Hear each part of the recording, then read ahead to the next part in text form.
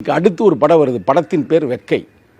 GV Prakash உடைய நடிப்பில், இயக்கம் வந்து மோசஸ், தயாரிப்பு வந்து பா ரஞ்சித். அதில் பாருங்க, அதில் வந்து நான் எம்எல்ஏ வருவேன், அதில் படம் முழுக்க முழுக்க வருவேன். அதில் நம்ம சேலஞ்ச் பண்ணலாம். நமக்கு தெரிஞ்சு போச்சு இல்லை, டே நடிப்பில் வந்து நடிப்பாக இருக்கணும்டா, சீரியஸ் ஆகிடக்கூடாது அப்படின்றத வந்து புரிஞ்சுட்டோம்ல. எவன் அடிச்சுக்கிட்டான்னு சரி என்ன பண்ணலாம் நமக்கு கவலை இல்லை, நம்ம நடிக்கணும்.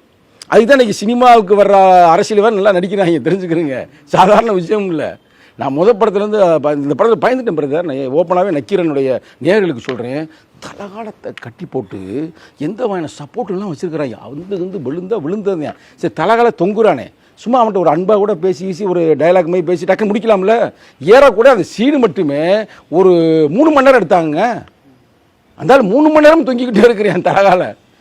பயங்கரமான ஆள் தாங்க உண்மையில். அந்த நடிகர் அந்த நேரத்தில் வந்து நான் உண்மையிலே பாராட்டுகிறேன், மனதார பாராட்டுகிறேன். இப்போ வந்து நாங்கள் நடித்த சினிமாவில் நடிப்போம், அரசியல் நடிக்க மாட்டோம்.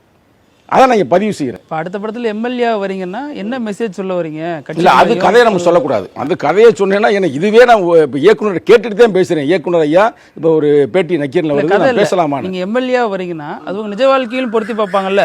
இந்த தேர்தலில் அண்ணா அதற்கான முயற்சியில் இருக்காரோ? இல்லை, அதில் ஒன்றும் மாற்று கருத்து இல்லை. வர்ற தேர்தலில் வந்து சட்டமன்றத்தில் நம்ம நிற்கிறோம்ல, அது வேற. அது வந்து அரசியல். அதில் ஒன்று அரசியல் அதிகாரம் தான் அனைத்து பிரச்சனைக்குமான திறவுகோல்.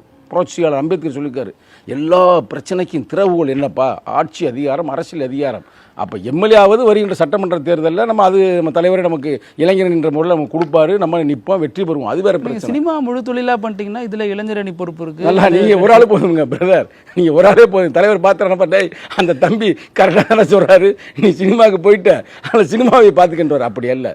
சினிமா என்பது நமக்கு வந்து ஒரு இடையில இருக்கிற அந்த கலையை வந்து நம்ம பயன்படுத்தி கொள்கிறோம், இல்லை அதில் நம்ம பயனடைகிறோம். அந்த அளவு தானே தவிர நம்ம முழுக்க மற்ற நடிகர்களை போல. இப்போ ஒரு நடிகர் வந்து நான் வந்து இனிமேல் நடிக்க மாட்டேன்னு வந்திருக்காரு, எழுதி வச்சுங்க வெள்ளை பேப்பரில், அடுத்து நடிப்பார், எழுதி வச்சுங்க பிரதர். ஆனால் நம்ம அப்படி இல்லை. நம்ம வந்து எப்படின்னா, இந்த 2வது படம்லாம் வந்து மனித மாண்புகளை சொல்லக்கூடிய கதை. இந்த வெட்கைன்னு ஒரு படம், மனித உறவுகள், மனித மாண்பு. இதுவரைக்கும் இதில் என்ன சிறப்புன்னு கேட்டுங்க, சங்கத்தமிழ் அது ஒரு சிறப்பு. இப்போ இந்த படம் வந்திருக்கு பார்த்தீங்களா, இந்த படம் இது வரைக்கும் இந்திய சினிமா மட்டுமல்ல, உலக சினிமாலேயே இது மாதிரியான கதை வரவே இல்லை. நீ போய் படத்தை பாருங்க, உங்களுக்கு தெரியும். அதுக்கு ஒரு சின்ன எடுத்துக்காட்டு சொல்கிறேன். அக்னி பாத் அப்படின்னு ஒரு சிஸ்டம் வந்துச்சு பார்த்தீங்களா, அதில் மிலிட்ரியில் வந்து ப்ரைவேட் ஆக்க போகிறோம், ஒரு 5 வருஷமே அதில் வேலை வந்துச்சா? அது இப்போ வந்துச்சு. ஆனால் இந்த படம் வந்து 3-4 வருஷத்துக்கு முன்னாடி ஸ்டார்ட் பண்ணப்பட்டது கதை. இந்த கதை அந்த படம் பேசுங்க. இன்னும் இயக்குனர் கூட பயந்துக்கிட்டு அதை பற்றி பேசவே இல்லை, வாயை துறக்கலை. ஆனால் நாங்கள் வாயை திறந்து மூடிக்கிட்டுலாம் இருக்க மாட்டோம்.